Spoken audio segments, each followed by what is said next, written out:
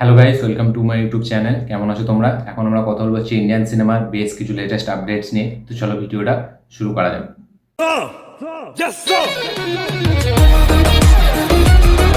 আজকে সব থেকে প্রথম যেটা আপডেট সেটা হলো কেজিএফ চ্যাপ্টার 3 নিয়ে। তো প্রশান্ত নীল সিনেমাটিক ইউনিভার্স হচ্ছে, আমরা সকলেই জানি। তো এই সিনেমার যে লাস্ট ফিল্ম, মানে একদম লাস্টের যে সিনেমাটি শোনা যাচ্ছে এখন, এটা জাস্ট বাজ উঠেছে, পুরোপুরি কনফার্ম না। তো শোনা যাচ্ছে যে কেজিএফ চ্যাপ্টার 3 হয়তো মানে এই সিনেমাটিক ইউনিভার্সের হয়তো লাস্ট ফিল্ম হতে পারে, এরকমই আপডেট উঠে আসছে, পুরোপুরি কনফার্ম না। দেখা যাক সেটা হয় নাকি। এবং কেজিএফ চ্যাপ্টার 3 মানে প্রশান্ত নীল জানিয়েছে যে তার স্ক্রিপ্টের ওপর কাজ হচ্ছে অলরেডি, ঠিক আছে। মানে কেজিএফ চ্যাপ্টার 2 তারা এরকমভাবেই শেষ করেছিল যাতে চ্যাপ্টার 3 আনতে পারে। কিন্তু ইয়াসের এখন কিছু লাইন আপ আছে, কিছু শিডিউল আছে, এবং তার সাথে সাথে প্রশান্ত নীলেরও কিছু শিডিউল আছে। যে প্রডিউসার বিজয় কিরণগড়, তারও কিছু শিডিউল আছে, ঠিক আছে, তারও লাইন আপ আছে। তো এদের সবার যখন লাইন আপগুলো শেষ হয়ে যাবে, সবার শিডিউল যখন শেষ হয়ে যাবে, তারা তখন একসাথে আসবে এই সিনেমাটির জন্য। এবং তার আগেই হয়তো প্রশান্ত নীলের সাথে যে বাকি সিনেমাগুলি এনটিআর, প্রভাসের সালার 2, ঠিক আছে, এই সিনেমাগুলি হয়তো হয়ে যাবে। এদিকে ইয়াসের টক্সিক আছে, সেইটা হয়ে যাবে, তারপরে হয়তো তারা এই সিনেমায় হাত দেবে। তো এরকম উঠে আসছে আপডেট যে কেজিএফ চ্যাপ্টার 3 হয়তো সিনেমাটিক ইউনিভার্সের লাস্ট ফিল্মটা হতে পারে। দেখা যায় এটা পুরোপুরি কনফার্ম কবে হয়। আজকের পরের আপডেটটা হচ্ছে পঞ্চায়েত সিজন 3 কে নিয়ে। তো পঞ্চায়েত সিজন 3 আসতে চলেছে ট্রেলার 17 তারিখ, 17 তারিখ এর অফিসিয়াল ট্রেলার আসতে চলেছে। আজকের পরের আপডেটটা হচ্ছে বলিউড থেকেই। তো চান্দু চ্যাম্পিয়ন কার্তিক আরিয়ানের আপকামিং সিনেমা, যেটা ডিরেক্ট করেছে মানে কবির খান। তো এই সিনেমার ট্রেলার আসতে চলেছে 18 তারিখ, 18 তারিখের অফিসিয়াল ট্রেলার আসবে। আজকের পরের আপডেট হচ্ছে আমাদের বাংলা ইন্ডাস্ট্রি থেকেই। তো পাভেল, ঠিক আছে, যারা প্রিভিয়াস কাজ অসুর মানে জিতের সাথে, এবং তার কিছুদিন তারপরে একটা সিনেমা বার করেছিল কলকাতাকে নিয়ে, ঠিক আছে, সিনেমাটার নামে এই মুহূর্তে মনে পড়ছে না। তো তার আপকামিং সিনেমা, যেটাতে লিড চরিত্রে আমরা দেখতে পেতে চলেছি মানে ইন্দ্রনীল সেনগুপ্ত, অনির্বাণ চক্রবর্তী এবং পরাণ বন্দ্যোপাধ্যায়কে, ইয়েস। এবং এই সিনেমাটির নাম হতে চলেছে পরাণ যাহা চাই। এবং এই সিনেমাটিতে পরাণ বন্দ্যোপাধ্যায়ের যে নামটা, পরাণ বন্দ্যোপাধ্যায়, তার ক্যারেক্টারের নামই হতে চলেছে পরাণ। এবং এই সিনেমার যে স্টোরিটা এরকম হবে যে পরাণ বন্দ্যোপাধ্যায় সে একটা বাবার ক্যারেক্টার প্লে করছে এবং সে মারা যাবে, এবং তার ইচ্ছেগুলোকে পূরণ করার জন্য ইন্দ্রনীল সেনগুপ্তের ক্যারেক্টারটা তার যে কটা ইচ্ছে ছিল সেগুলোকে পূরণ করবে। এরকম একটা টেমপ্লেটের গল্প হতে চলেছে, এরকমই জানা গেছে একটা নামী পত্রিকা থেকে। এবং এই সিনেমাতে আমরা সৌরভ দাসকেও দেখতে পেতে চলেছি একটা ক্যারেক্টার মানে চরিত্রে, তার 15 মিনিটের একটা রোল আছে। এবং এই সিনেমাটিকে প্রডিউস করেছে ক্যামেলিয়া প্রোডাকশন হাউস, যা রিসেন্টলি সিনেমা অতি উত্তম, ঠিক আছে, যেটা ভালো রেসপন্স পেয়েছিল। তো দেখা যাক এবার এই সিনেমাটি কেমন হয়। পাভেলের জিতের সাথেও একটা সিনেমা আসার কথা আছে, তো দেখা যাক হয়তো তারা এই সিনেমাটার পরেও হয়তো জিতের সিনেমাটি আসতে পারে, দেখা যাক কি হয়। তো পাভেলের নতুন সিনেমার নাম হচ্ছে পরাণ যাহা চাই। আজকের পরের আপডেট হচ্ছে অজয় দেবগনের আপকামিং সিনেমা রেড 2 নিয়ে। ইয়েস, রেড 2 এর শুটিং পুরোপুরি কমপ্লিট হয়ে গেছে। এই সিনেমাটি পুরোপুরি এখন র্যাপ আপ। এই সিনেমাটি আসতে চলেছে নভেম্বরের 15 তারিখ। আজকের পরের আপডেট হচ্ছে বাংলাদেশের আপকামিং সিনেমা তুফানকে নিয়ে। ইয়েস, শাকিব খানের আপকামিং সিনেমা তুফান। তো এই সিনেমার যে মিউজিক ডিরেক্টর হিসেবে শোনা যাচ্ছে যে প্রিন্স মাহমুদকেই আমরা আবার এই সিনেমাতে মিউজিক দিতে দেখতে পেতে চলেছি। প্রিন্স মাহমুদের আগের কাজ প্রিয়তমা, রাজকুমার, সেই মানে এই সিনেমাগুলিতে মিউজিক দিয়েছিল। প্রিয়তমার মিউজিক খুব ভালো হিট হয়েছিল, রাজকুমারের মিউজিক কিছু মিক্স রেসপন্স ছিল।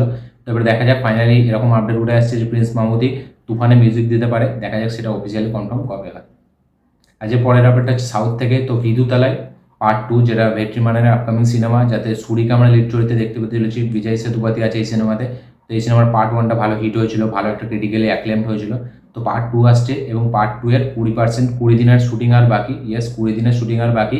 এবং তারপরে ভেট্রিমারান জানিয়েছে যে ভারী বাসাল, যেটা মানে সূর্যের সাথে তার আপকামিং সিনেমা, যেটা একটা মোস্ট অ্যান্টিসিপেটেড সিনেমা, সবাই ওয়েট করে আছে এই কম্বিনেশনটার জন্য। তো সেই সিনেমাটির শুটিং ফাইনালি সেই 20 দিন, এই বিদ্যুতালয়ের পার্ট 2 এর শুটিং শেষ হয়ে গেলে পুরোপুরি, মানে বিদ্যুতালয়ের কাজ পুরোপুরি কমপ্লিট হয়ে গেলে সেই ভারী বাসালকে ধরবে। এবং ভারী বাসালের হয়তো অফিসিয়াল অ্যানাউন্সমেন্ট আমরা খুব শিগগিরই দেখতে পেতে চলেছি। দেখা যাক সেটা কি হয়। এবং 20 দিন আর বিদ্যুতালয় পার্ট 2 এর শুটিং বাকি। আজকের পরের আপডেট হচ্ছে অক্ষয় কুমারকে নিয়ে। তো অক্ষয় কুমার এবং প্রিয়দর্শন তারা আবার একসাথে কাজ করতে চলেছে, আমরা সকলেই জানি, একটা সুপার ন্যাচারাল হরার মানে ফিল্মে। এবং এখন শোনা যাচ্ছে যে এই সিনেমাতে অক্ষয় কুমারের অপোজিটে ফিমেল লিড হিসাবে 3টে নায়িকার নাম শোনা যাচ্ছে। বেশি চান্স আছে আলিয়া ভাটের, ঠিক আছে, আলিয়া ভাটের নাম শোনা যাচ্ছে, কিয়ারা আডবাণীর নাম শোনা যাচ্ছে, এবং সাউথের অ্যাক্ট্রেস কীর্তি সুরেশ। এদের 3জনের নাম এখন শোনা যাচ্ছে, এবং এদের 3জনের সাথে অলরেডি কথাবার্তা হচ্ছে। এবং এই সিনেমা থেকে একটা নায়িকা থাকবে না অনেক জানে না, কিন্তু এদের 3জনের সাথে কথাবার্তা চলছে, ডিসকাশন চলছে। দেখা যাক সেটা এবার কনফার্ম কবে হয়, কোন মানে কাকে আমরা এখানে অক্ষয় কুমারের অপোজিটে দেখতে পাই। বেশি চান্স আছে আলিয়া ভাটের, শোনা যাচ্ছে আলিয়া ভাটকে আমরা হয়তো দেখতে পেতে চলেছি অক্ষয় কুমারের অপোজিটে, মানে আলিয়া ভাটকে প্রথমবার অক্ষয় কুমারের অপোজিটে আমরা দেখতে পাবো। এবং এদের দুজনের নামও শোনা যাচ্ছে, কীর্তি সুরেশ, কিয়ারা আডবাণী। দেখা যাক ফাইনালি কাকে এই ফিল্মে আমরা ফিমেল লিড হিসেবে দেখতে পাই। এবং এই সিনেমার শুটিং চালু হতে যাচ্ছে ডিসেম্বর থেকে। ইয়েস, এবং ফেব্রুয়ারি 3 মাস এই সিনেমার টানা শুটিং চলবে, ফেব্রুয়ারি থেকে মার্চের মধ্যে এই সিনেমার শুটিং কমপ্লিট হয়ে যাবে এবং এই সিনেমার প্রথম শিডিউলটা লন্ডনে থাকবে, তারপর উত্তরপ্রদেশ আরও বিভিন্ন জায়গায় শুটিং হবে এবং এই সিনেমাটি হয়তো আমরা সামারের দিক করে হয়তো পরের বছর 2025-এ দেখতে পেতে চলেছি মুক্তি, মানে রিলিজ ডেট সামারে হতে পারে, দেখা যাক, এটা অফিসিয়ালি এখন কনফার্ম নয়, দেখা যাক কবে হয়। তো এই সিনেমার শুটিং 2024-এ ডিসেম্বর থেকে চালু হতে যাচ্ছে। আজকের পরের আপডেটটা সাউথ থেকেই। তো সাউথের upcoming cinema double smart Shankar, মানে যেটা স্মার্ট শঙ্করের সিকুয়েল, যে সিনেমার লিড চরিত্রে আমরা রাম পতিনেনি এবং সঞ্জয় দত্তকে দেখতে পেতে চলেছি, মানে সঞ্জয় দত্ত এখানে অ্যান্টাগনিস্টের চরিত্রে আমরা তাকে দেখতে পেতে চলেছি। তো এই সিনেমার টিজার আসতে চলেছে 15 তারিখ, 15 তারিখ এই সিনেমার টিজার আসবে।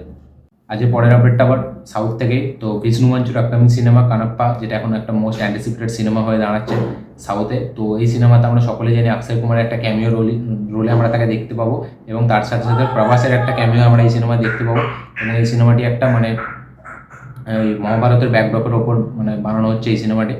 এই সিনেমার টিজার আসতে চলেছে 20 তারিখ, 20 তারিখ এই সিনেমার টিজার আসতে চলেছে। আজ লাস্ট আপডেট হচ্ছে রণবীর কাপুর আপকামিং সিনেমা রামায়ণ। তো রামায়ণ সিনেমাটি প্রত্যেকবার নতুন নতুন কিছু প্রবলেম ফেস করছে।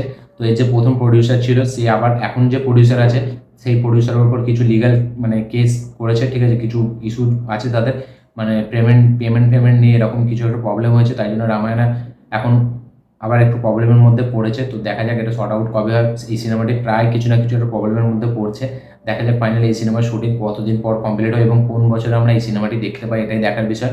তো ইয়াস আছে এই সিনেমার মানে পুরো প্রডিউসার হিসাবে, রাবণের চরিত্রে সে থাকবে না, ঠিক আছে, এরকম আপডেট উঠে এসেছিল যে রাবণের চরিত্রে সে থাকবে, কিন্তু এখন বোঝাই যাচ্ছে সে রাবণের চরিত্রে থাকবে না, সে পুরো প্রডিউসার হিসেবে আছে। দেখা যাক এই সিনেমাটি কোন বছর আমরা দেখতে পাই।